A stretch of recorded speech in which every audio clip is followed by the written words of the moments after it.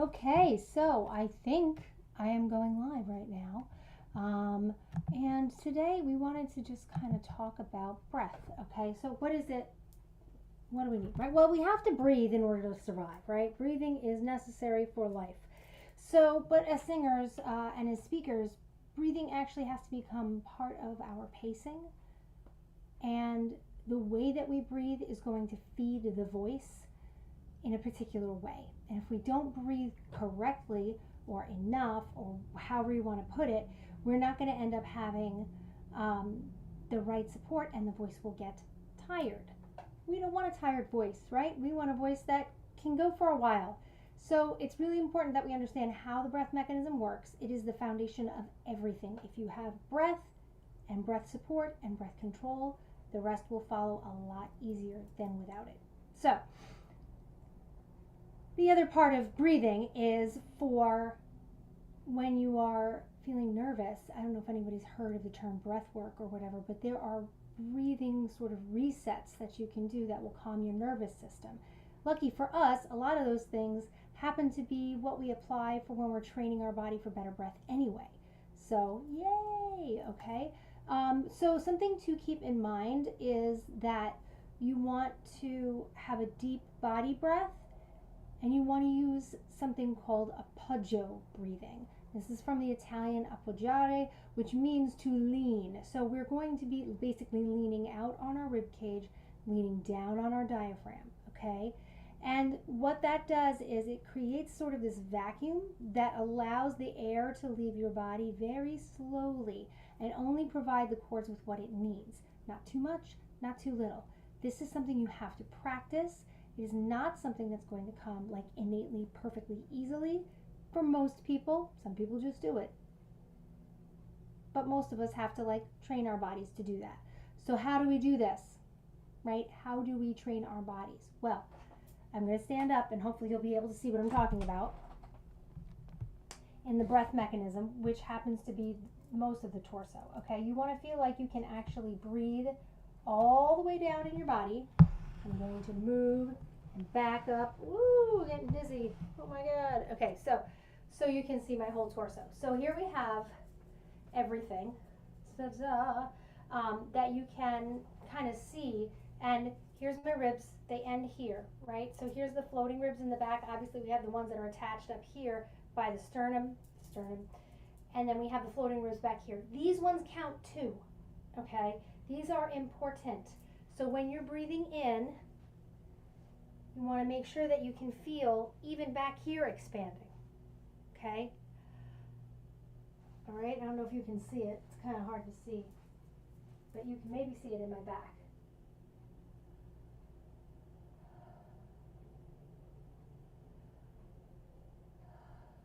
I feel a ton of expansion. I hope you can see it. And it happens in the front as well. You'll feel it come out here. And what's happening is your diaphragm is pushing down on your organs. So if you get movement in your lower abdomen, it's perfectly fine, totally normal. You kind of want that, okay? So you're going to feel it breathe here.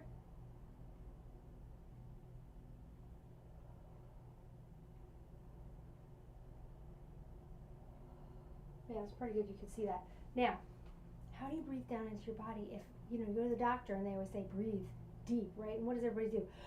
We all breathe way up here. Do I look comfortable? Like I'm going to be able to sing like this? No, because I'm not going to be able to sing like this, okay? The body needs to be relaxed and available for the air to come in. So that's one little bit of it. The next thing to understand is how we bring it in is only part of it. Then how we use it is the rest. So we brought it in, right? And we're leaning out. It's kind of like hold your breath and sing. I'm still leaning out as I'm speaking. I'm still using the muscles in my abdomen, my lower back to maintain this outward feeling of the lungs. I haven't had to breathe yet, guys. I still don't have to breathe because I have plenty of air left. And what will happen over time as you go is things will come in slowly, slowly, slowly until you need to breathe again. And that breath starts to become reflexive, okay? If anybody's ever heard of something called box breathing, it's one of those things where you breathe in for a certain number of counts. You hold that breath. You breathe out for a certain number of counts. and then you hold the breath as having been exhaled for the same amount of counts. So it could be 4, 4, 4, 4, whatever you want to do. I'm going to recommend you start with 4, but what you may find is that on the exhale, you have a lot left. You have like a lot left, okay? So if that becomes the case, you can start to make it feel like the exhale can go longer and it becomes more of a trapezoid, right? So we'll have 4, 4, 4, and 8, let's say, okay? This is also a regulatory breathing pattern. It slows down the heart rate, it slows down the mind, and it lets us just kind of come back to nothing. No stress, we just concentrate on the breath, okay? This is for calming. This is not for getting excited. Getting excited is other breath work. That's another pattern that you can do, and it has a lot to do with quick inhalations and long exhales, like forever, like really, really, really, really long. And then a quick inhalation and a long exhale. And a quick inhalation and a long exhale. That kind of thing is going to kind of like get you hyped, right? But it's also going to keep you understanding how your breath is leaving you and hopefully keep all these muscles engaged. You have muscles in between your ribs. One set of muscles brings the air in, and the other set of muscles these are your ribs, closes the ribs up again, not quite like that, as you exhale. And if you can do something called suspending in the inhalation, it's kind of this idea, again, leaning out, right? But you breathe in, and now you want to stay almost like you're still breathing in, even though you're not, and you're just using a little bit of air. Only a little bit. You're not letting a lot out. That's it, right? I want to get into the understanding of how diction can help with this sort of back pressure and support that will help to keep the air in, but I'm not going to do that today. I'll save that for another day. If you have any questions, hit me up. I am happy to help. I love to help. If you want to learn more about how breath work can serve you when you're feeling nervous, please let me know. I'm happy to provide you with resources.